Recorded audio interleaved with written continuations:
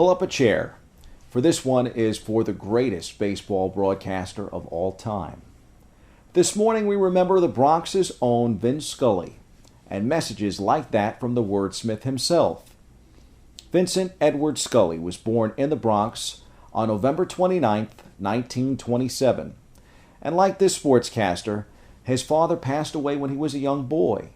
Scully grew up loving baseball, something I too can attest to. As the leading sportsman for BronxNet and our sister station, WFUV 90.7 FM, it's been an absolute honor to know a man I grew up aspiring to be. Scully passed away sadly on August 2nd. A little over a week prior, Vin called me to say goodbye and to thank me for the work that I've been doing with students at WFUV and right here in the Bronx. That includes my post at BronxNet. He absolutely loved his roots. He loved where he was from. I know how he feels. Scully attended Fordham Prep and Fordham University.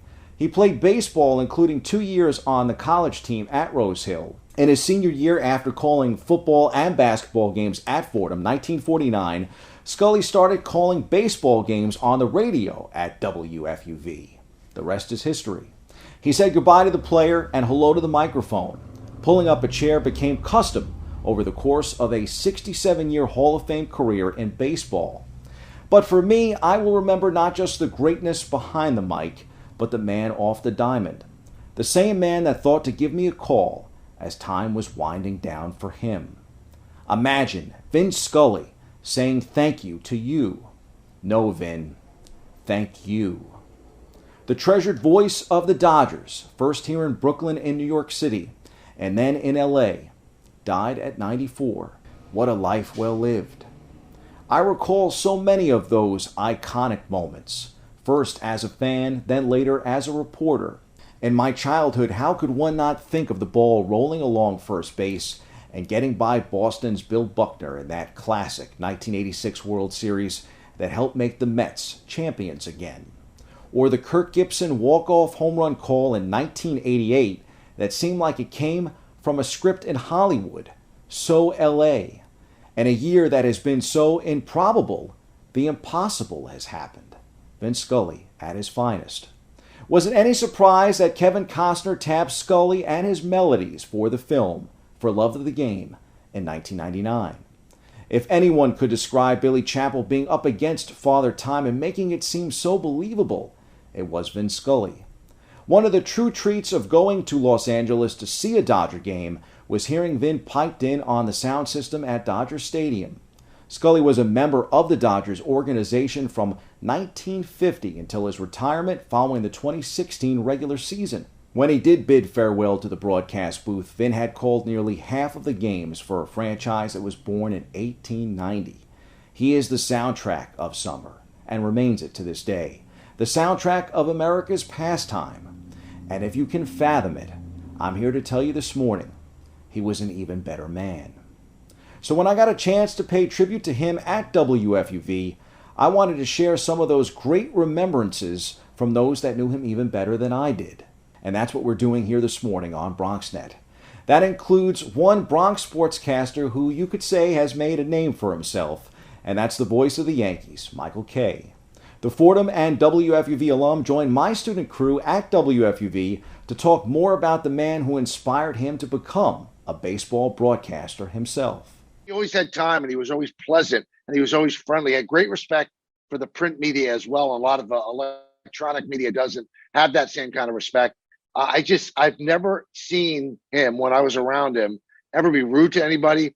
Always have time. He always has time for somebody, and it's not just a cursory hello. He actually says, he kind of sings that hello greeting. Well, hello, how are you? I mean, he made you feel very, very, very special. So, people say, well, what do you take away from him broadcasting wise? Well, I can't do what he does. I don't have the verbal dexterity or the skill set to do what Vin Scully does. I don't think any broadcaster does.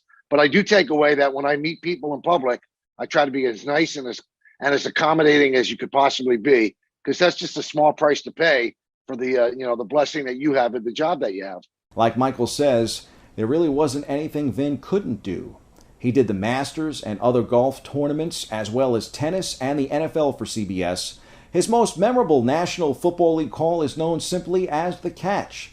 That coming from that memorable 1982 NFC Championship game, we'll say unforgettable championship game, Joe Montana to Dwight Clark, put into perspective by the great Vin Scully, a giant among giants. Another friend of our show here at BronxNet stopped by WFUV to reminisce. Spero Dedes discussed coming from Fordham and the Bronx and landing the LA Laker job, essentially right out of college.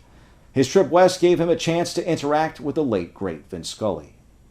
He put his hand on my shoulder. I mean, here is this titan of broadcasting taking about 15, 20 minutes before a game to tell me about his life and to encourage me. We took a photo that he ended up signing for me, and he put this incredible inscription on it. It's one of my prized possessions. I'll have it up in my home for as long as I live. And I just walked out of that booth, guys, learning so much from him. We all knew Vin as the broadcaster and this larger than life personality, but I just took away from that conversation how to treat people, no matter who they are, no matter what level, walk of life, age. This person to take time out and to make me feel like I was a welcome member of this new city where I felt like a complete outsider at that point. Didn't know a single soul in LA. It was such a period of anxiety for me, and he really gave me the confidence and put my mind at ease, and it really kind of catapulted me through those early years in the job. Ryan Ruocco also came on BronxNet during the pandemic and is another in the long list of famous broadcasters to come from the Bronx University and the public radio station. Ryan says Vin Scully is Fordham. You listen to Vin Scully talk and you're just like, this is a good man. And it's not, I don't think that's an easy thing to convey. Even as I say it, if I was to say, what does it sound like to sound like a good man? The only way I can really describe it is to say it sounds like Vin Scully.